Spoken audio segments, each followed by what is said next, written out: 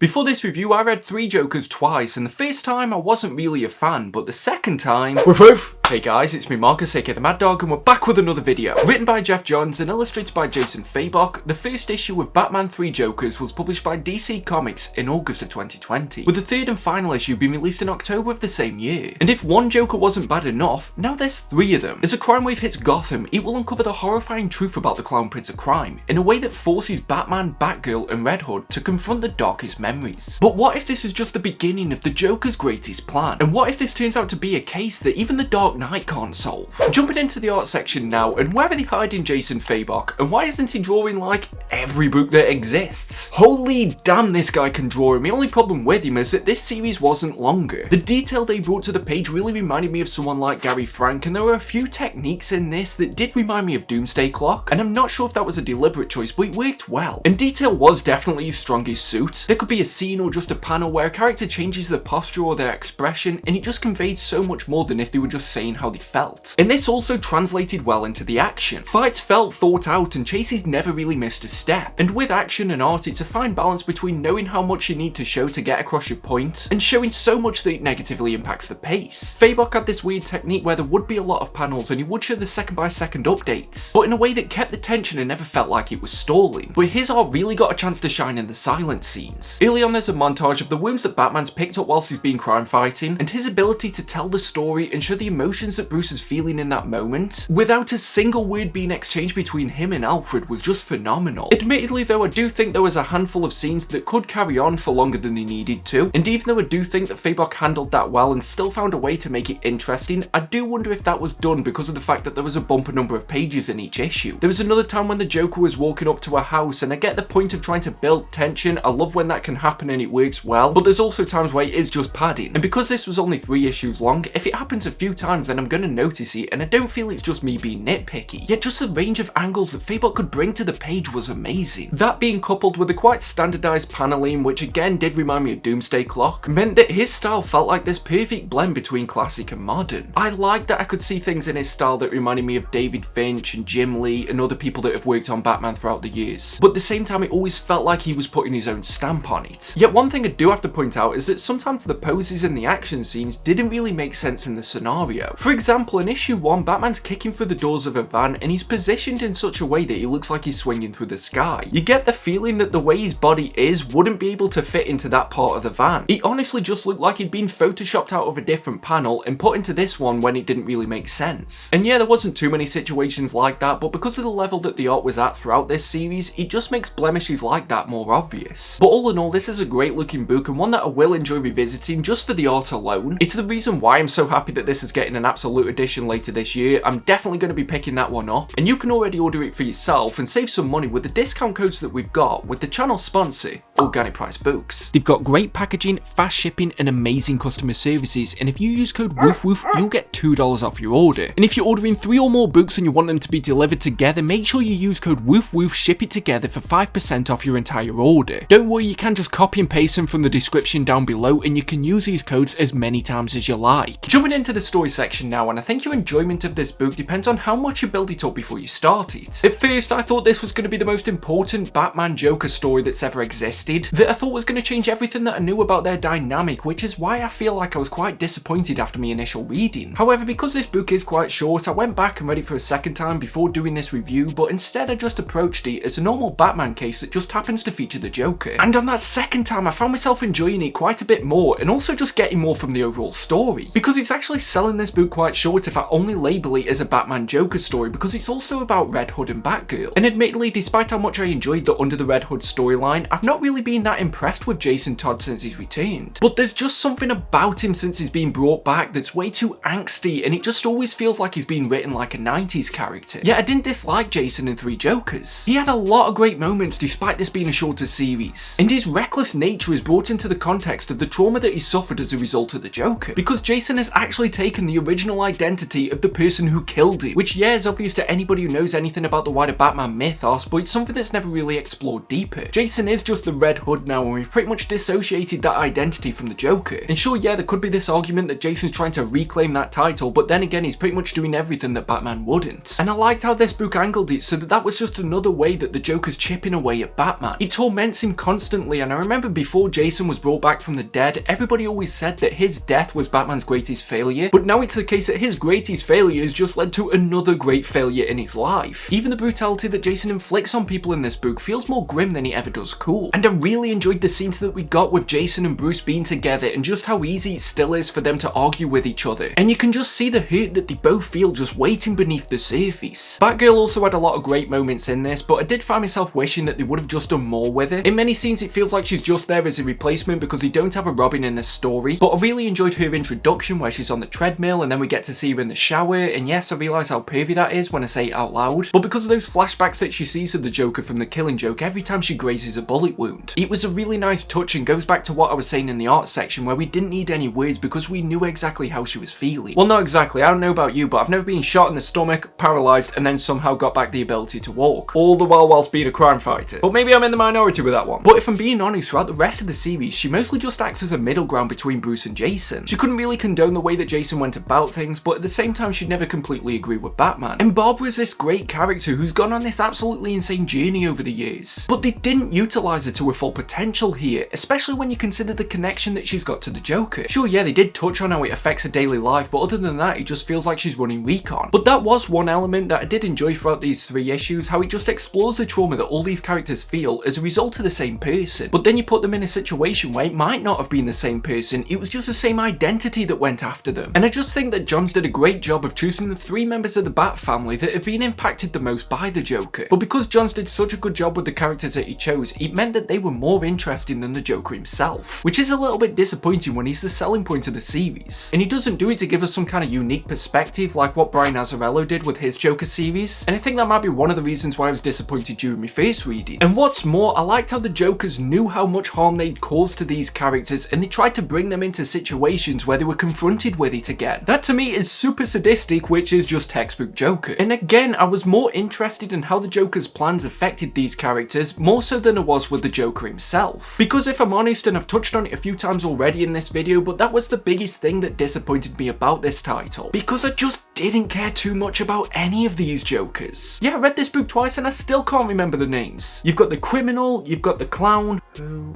were the 3 Jokers? And the comedian. And if I'm being pedantic, I feel like a clown and a comedian have the same goals. So why not just change one of their names, maybe the Killing Joke one to the Lunatic or something like that? Give it a bit more of a separation from the other 2 Jokers. I don't know, if you needed a name that started with a C, why don't you just go for something like the Cult? And I don't know, had this gone in the direction that this is just the different ways that the members of the Bat family saw the Joker because of the interactions that they've had, such as because Batman's a crime fighter, he mostly sees him as a criminal, and because Jason Todd was quite young, he only really saw him as a clown, then that could have been a lot more interesting, but they just didn't go that way. There were literally 3 Jokers. There was no illusion or anything like that. They even had a meeting together. And who knows, I'm never really a fan of stories that are going down the oh it's all an illusion direction. That might have felt a bit like a cop-out, and who knows, maybe I just read this thing wrong twice. Wouldn't be the first time. To its credit, I liked how recognisable each of the Jokers were. This felt like a good recap of his evolution over the years and how his reputation's changed, and also the way he just goes about things. And if anything, I wanted more of a mystery element revolving around this.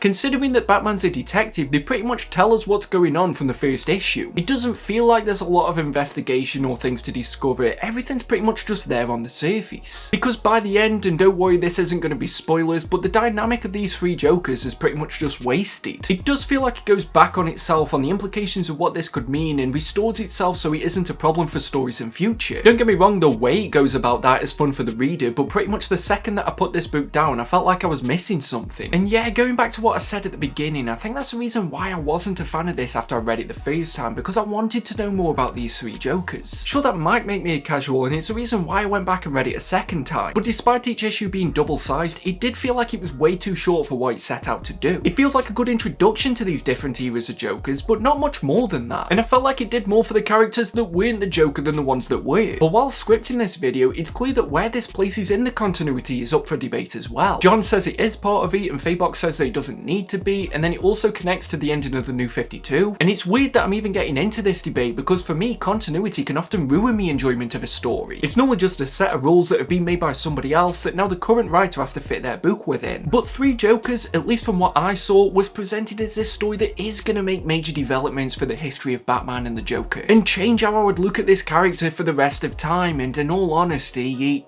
didn't. Even more so if it's not actually a part of the continuity, but I think those types of questions are ones that will be answered over time. But at least it respects the Batman continuity that came before it. That's something that I've always loved about Geoff Johns, that he can balance the past with what he wants to do with the present. It's why I feel like his Green Lantern series was just the best. And I loved how integral the Killing Joke and Death in the Family were to this. And I'm not just saying that because of the appearance of 2 out of the 3 Jokers. And this is minor spoilers, but I loved how it charted all the way back to Joe Chill and how integral he is to Batman. And yeah, that is definitely an oversimplification, but I'm trying not to spoil things here. And even though I didn't know I needed it before going into this, I feel like he was a necessary inclusion to just elevate this title a little bit more. And despite its shorter length, the action did a great job of furthering both the story and also keeping those emotions that were being built up from early on. When Jason confronts the Joker, you feel like the brutality that he inflicts is because he's remembering his past. And when the criminal Joker fights Batman, it feels more methodic and planned out than if he was fighting either of the other two. So it's been a bit odd writing this review because I don't want to neglect the thoughts that I had on my first reading, but that clearly wasn't a fair representation because I enjoyed it a vast amount more the second time. I think my true feelings are going to be somewhere in the middle, and I feel like a third reading might do the trick, or maybe it might just confuse me more. But still, I think it is a good example of why sometimes we have to give a book a second chance. Especially on the internet, it feels like people have to stick to the original opinion and they can't change, they can't ever admit that they were wrong. I'm not afraid to do that. I was wrong in the way that I initially judged this, because I do think this is something more than just another Batman Joker story, which is what I had to tell myself when I read it for the second time. And in the same breath, I don't think this is the pinnacle of the Joker's history in the same way that the Killing Joke has become. It's going to be interesting to see if future writers incorporate this into the story, or if it's just going to be one of those that just ends up getting left behind. And I think, especially with the ending, there's a lot of different things that they could do with it, but at the same time, it does kind of ruin a few dynamics. But then again, I can't really talk about the ending of this book without jumping into spoilers. This is your final spoiler warning, so if you don't want anything ruined, make sure you skip to the final verdict, but there's not really too much that I want to talk about here. Firstly is the part of the ending that retconned, and I'm not sure if that's the right term to be using here, the Killing Joke so that the Joker's wife and unborn child actually weren't dead, and the revelation that Batman already knew the Joker's real identity. The first part I quite liked, even if I did get the feeling that this will become a storyline that'll crop up again in the future so that we can see how the Joker reacts to this news. It's just too juicy of an opportunity for a writer not to take it. And it is quite ironic that the one bad day that the Joker credits to his madness was actually built on a lie. In a way, it was kind of nicer to him just believing that they were dead. But it does also just prove how awful of a person he was to begin with, and you don't really feel as sorry for him anymore. But because we were always looking at it from the Joker's perspective and we didn't get a lot of time there, it was never really the focus. So I like that Three Jokers gave that opportunity to look back on that story with a different pair of eyes. And yeah, kind of get where his wife was coming from. I wouldn't want to live with him either. But the aspect that I don't like about this is that it pretty much confirms that the Killing Joke is actually the Joker's origin. Alan Moore himself said that he didn't want this to be a concrete thing and he just wanted it to be a possibility. I don't know, maybe that's just me looking into it too much, or maybe I missed it, or maybe my dumb reader self just overlooked something. But Batman knowing the Joker's real identity,